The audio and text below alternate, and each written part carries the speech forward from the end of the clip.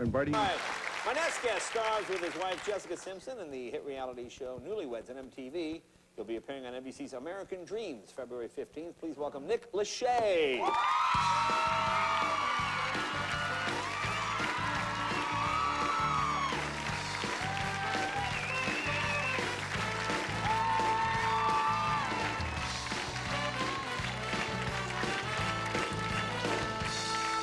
Hey, you're at the Super Bowl.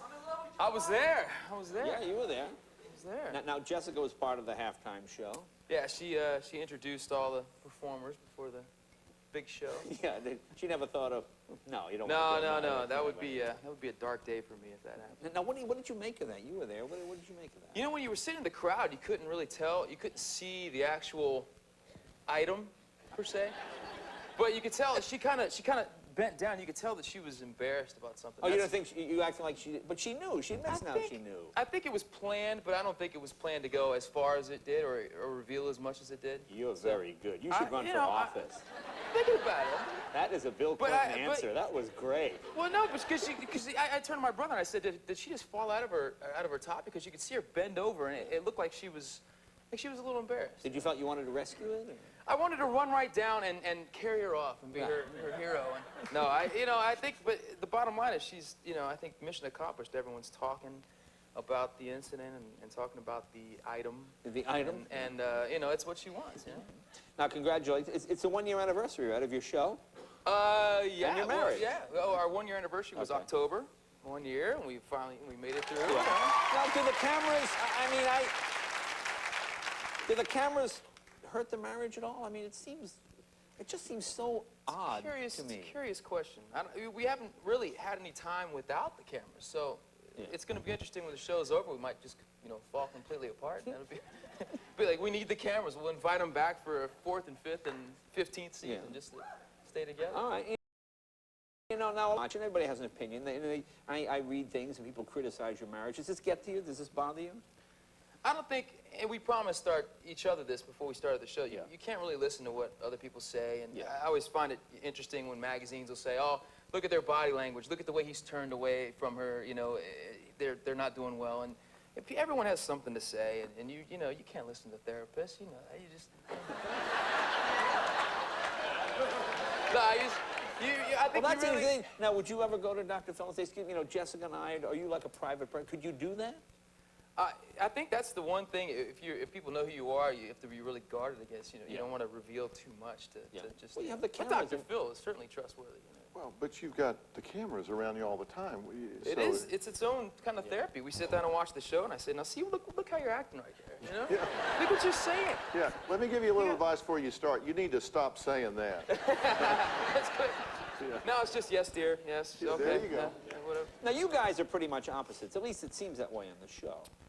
We don't see eye to eye on everything. Like housekeeping, you have different... Housekeeping, Jessica feels like she should have someone to pick up her towel when she's done with it and put it back, and, someone to fan her when she's, walking down the stairs. And money, it's like money. It's like we just got our first joint account. Yeah.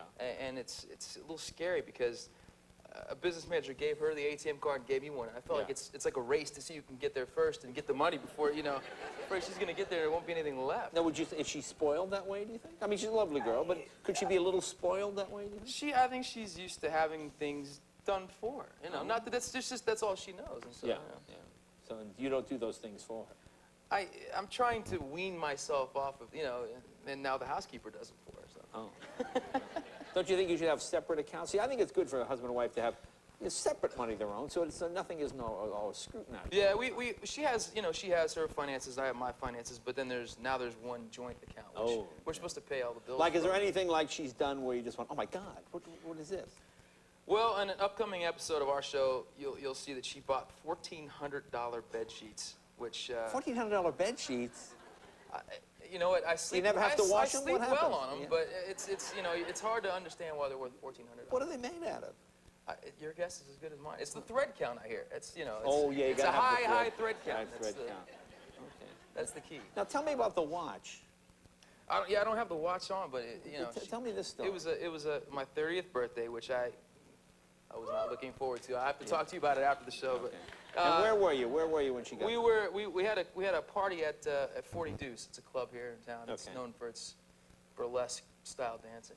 And she jumped out of a cake. Wow. And did a little dance and then gave me this beautiful watch. So it was a good birthday. Oh, okay. Now, how much did the watch cost? It was up there. It was. How much up there? You know, it was $40,000. $40,000. I can't control the girl. She just spins. It's like it's a sickness. Now, were you upset about that, or you just accept it and go, "Oh, that's great, honey"? Well, in this case, it benefited me, so I wasn't going to say anything about it. She bought the watch for me. Yeah, and the jumping out of the cake, that didn't hurt either. No, except all my friends are there going, "Oh my God, this is what you have?" Yeah, No, you don't look at that, you know. Okay. Now you're doing an upcoming episode of American Dreams. I am. And you play Tom Jones? Play Tom Jones. Let's get it. Quite. You know, of all the people to play on that show, I think Tom Jones has got to be one of the all-time greatest because he gives you so much to work with. Oh, yeah, I used to open for him 30 years ago. Really? I've been doing for years and years. I love Tom Jones. Yeah, it was awesome. So what did you do to physically get into the part? Well, you know, they gave me some really obnoxiously tight pants to wear, you know, which, you know, I immediately felt like Tom. And then they actually physically glued chest hair, because I don't have chest hair. I'm like bare. They glued chest hair onto my chest and had me, you know, open the shirt wide open, and I went out there. Yeah. It was like this look here. Yeah, there you go. Well, let's show. I went out there and sang. It was great. So we have a clip. This is you as Tom Jones on American Bandstand circa, what, 1967? Yeah, you know, 67. Let's take a look. It's not unusual to be sad with anyone, but if I ever find that you've changed at any time, it's not unusual to find that I'm in love with you. Oh, oh, oh, oh, oh, oh, oh, oh, oh, oh.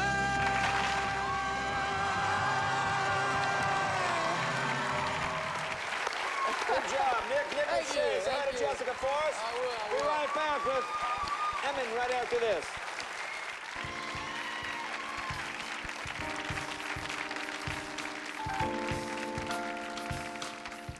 On the debut album, I Don't Want You Back.